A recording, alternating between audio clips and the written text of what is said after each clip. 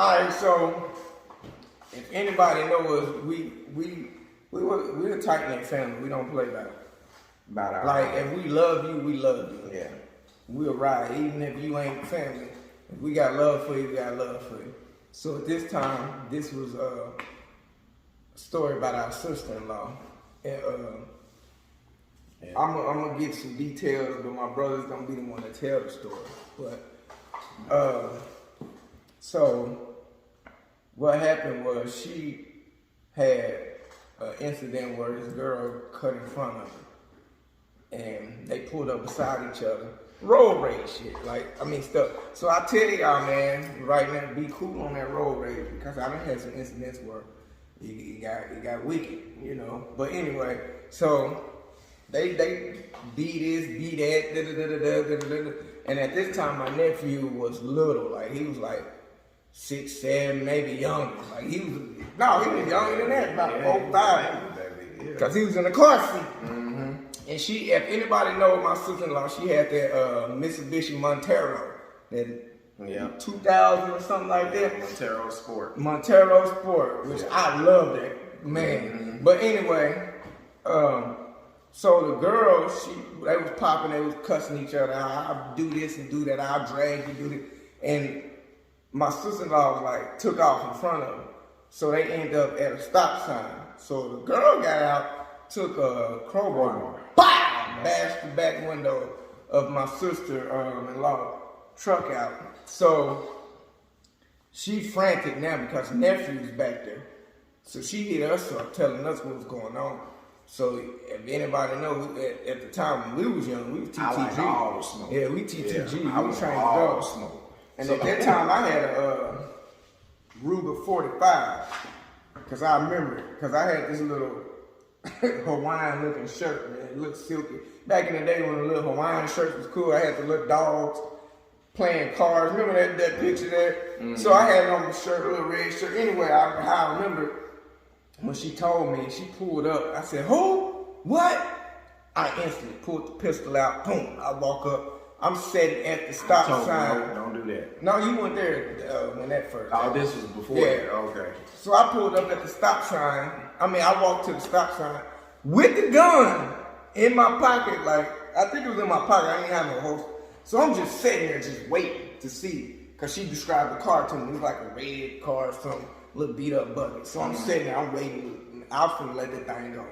I didn't care if her kids or whoever was in there. Because in my mind, my nephew was there. You could have cut him up. You could have hit him. You could have did all this stuff. So I'm sitting there. I'm heated. I'm in go mode. Like, thank God the girl didn't show up because I was out there about a good 15 minutes just on the stop sign.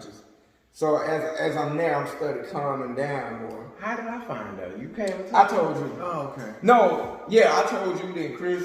We all found out once everybody came home. That's when everybody found out. So me and Johnny was like, we finna hunt this girl down. A couple days went by, and her car down there. And I said, bet, we finna, but what we was gonna do was be smart and be like, we're gonna get the license plate so we ain't gotta hurt nobody. So we went down there, we got the license plates, and we was gonna give it to her to call the police, because we ain't be on all the police stuff, you know. Like, we was gonna let her handle it the way she need to handle it, or we was gonna take it the way we was. Anyway, so we gave her the license plate. No, we wrote it down, and her kid was out there playing. So when her kid saw us writing it down, he instantly took off to tell his mom. So we took off walking back down to where we walking at. Go ahead, I'll let you Now, on the way walking back, I told Matt, I said, now, if she jump out with a crowbar now, because I know the law, I mess with a lot of police, so and the police be teaching me on the law. So that's the reason why I said I always wanted all the smoke, so I knew what to do in the situation. So the thing was, I was like, you know something, she jump out with a crowbar on me, that's a weapon. I'm gonna light her ass up, you know what I'm saying? I'm gonna put some holes in her. So I was like, okay, so don't do nothing, don't jump the gun.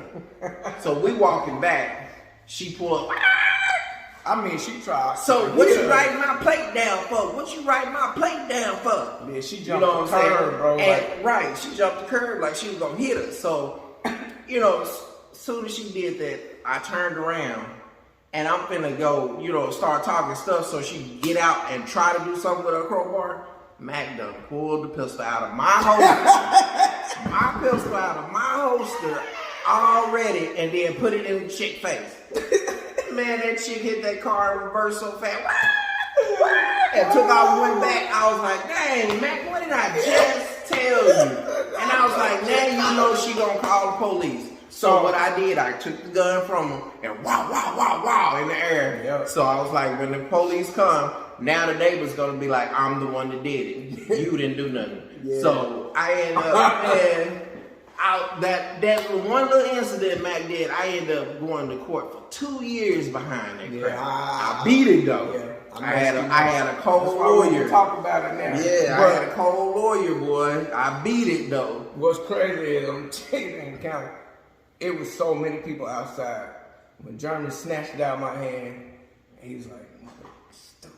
And then he was boy, I'm talking about like roaches. It was like the wild. I'm talking about kids, adults, thoughts, everybody just scattered. I'm looking around like, God. I mean, it was so quiet. Like you said, a pin drop. You can hear it from across the street. Yeah. So we walking back in the house, and I always been a Glock man too. He always been my big dumb butt. So he then jumped in the house. This fool and I think he changed clothes. I changed clothes, but I also unloaded the gun and put the gun on the table with no clip in it, no bullets in it. Yes, I did. No, you did. You ran in the closet and hid because you knew the police was coming. I changed clothes though. I put the gun on that table because remember when the police came and knocked on the door. He was like, where's the gun? I said, on the table. No, you wasn't there, bro. You wasn't there. You came down later and confessed it because you saved me. Because what happened was... Did I leave? No, you was in the closet hiding. My big goofy butt was still out there talking to mom. So when the police came, me and my brother looked so much alike. They thought it was you. They gave the description, cuffed me instantly. Boom! I'm on my way to jail. And my brother came down and was like, no, that was me. So okay, so that's what happened. Yeah. And he put the gun clip out. And that's why I said I took the clip out, made sure there wasn't no bullet in there and everything. And we explained what happened. Yep. And did they arrest you that day? Did they? No. They had to go to a fire. Remember? Yeah.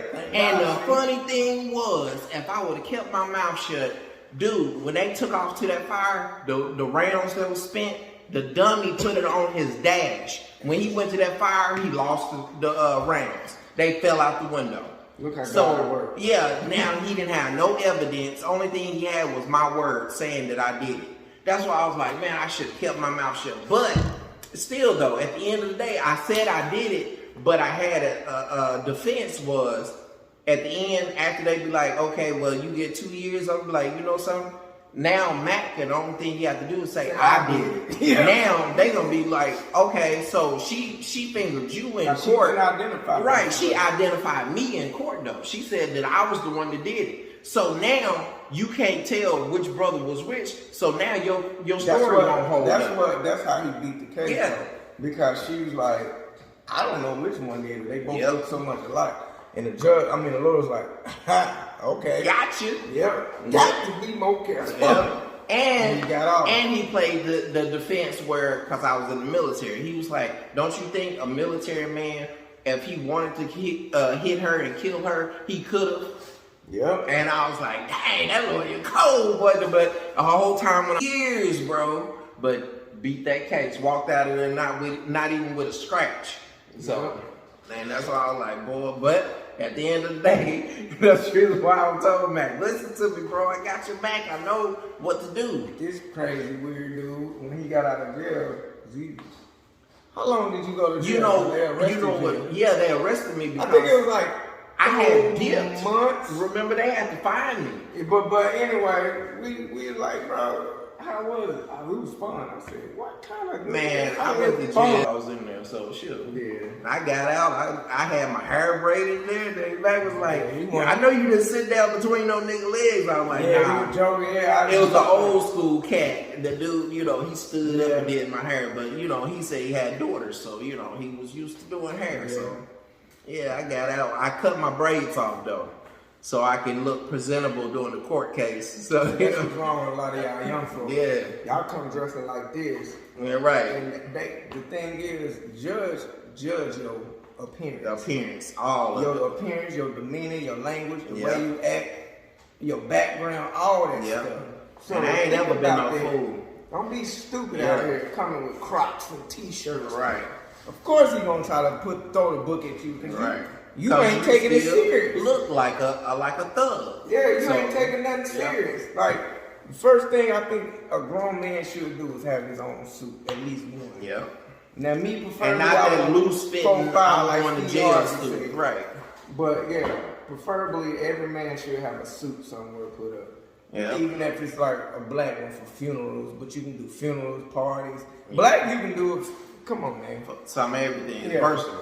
Yeah. Yeah. So, but yeah, man. 2 years got off on that. You know what I'm saying? And I did that for Mac because Mac was going to school Yeah. to be an anesthesiologist during that time. Look you at know, me now. And Ain't anesthesiologists make bread. So I'm an anaduchiologist.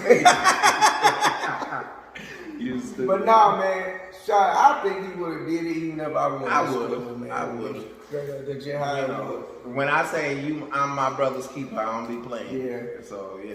But And that's yeah. one thing our family is big on, loyalty. If you ain't got loyalty to us, we ain't got no loyalty to you. Yep. And sometimes we get loyalty to like To people the that father. don't deserve it. Yep. So you know what I'm saying, and we get hurt in the end. But shoot, now we done digress. We done learn from that. Yeah. So But he ain't lying. Sometimes you get loyal to the wrong people, yeah. and the wrong people break you. And then, but what it does is make build you back Yeah, up to be make like, you I know stronger. what to look out for. Make you look out for those demons that come in your life to try to trip you up. You know. But yeah, shout out to that lawyer, man. Yeah. He looked out. Yeah. You know, he really looked out because that boy could have been doing 10, 15 on Yeah. top, like Yeah. just straight up, like. And he already had cases, so you know he wasn't clean at all. But, But I got out, But not you a got stain on me. yep. Sure. But, That's one thing, boy. I always been smart to know better, man. Think friendly ass podcast I like ain't me. friendly. We I friendly. ain't friendly. We soft. Like Mo3 say, we friendly as hell. Nah. I'm soft. Shit, I'm like Mo3. The Osama come out sometimes now. Don't come at me. Around me. I'm like, no, stop, no. He say that, but it's good. It's good to be like that, though. Yeah, cause when I joke, I kid. yeah, I'm gonna tell you like this, man, because I just recently seen some stuff where somebody got slapped in the entertainment world. On the Memphis side, you know, I don't want to speak on it because I don't like to talk about another man. But I'm gonna tell you straight up, we at the airport. I don't care where we at. You slap me, it's gonna be pride. it's on. You talk crazy to me, I'm subject to pop off. I ain't no gangster. I ain't big as a minute, but Yeah. I'ma hold my own. I'm stand on my two. Like that award show, you would have got your butt whooped at that Oh award yeah, show. would have slapped me. He would have got killed, bro. And I'm your National brother. TV. I would have been in the crowd. I would have jumped up and helped. So And it would have been you like a got prison stomped thing. in I there, would have right. came through with the blade. Passed the joint, would have wiped it out, passed the Chris would have went on and took off. Like, nah, you ain't doing all that. Nah, you ain't slapping me, bro. Right. Nah, we ain't going for that, bro. Right. Nah. Not that. You slap me, you might come back, the wrist gone. Like, God, what the heck? Oh,